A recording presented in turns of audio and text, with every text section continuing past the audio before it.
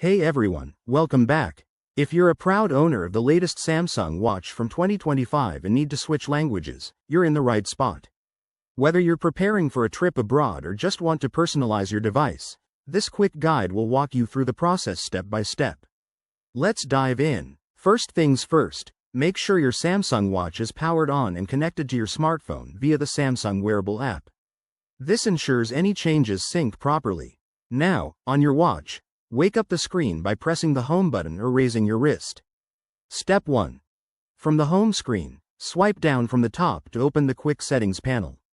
Look for the gear icon that represents settings and tap on it.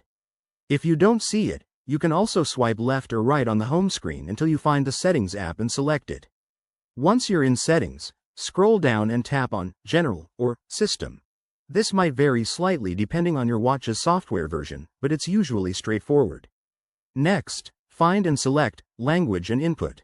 Here, you'll see a list of available languages. Tap on it to view your options.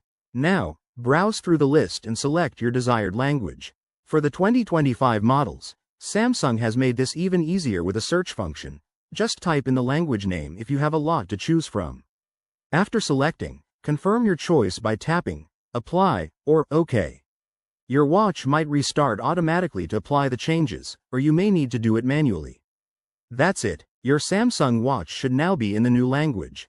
If you run into any issues, double-check that your phone's language is set correctly, as it often mirrors the watch settings.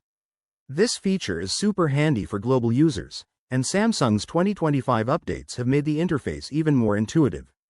Thanks for watching. If this tutorial helped you, hit that like button. Subscribe for more tech tips, and drop a comment below if you have any questions. See you next time.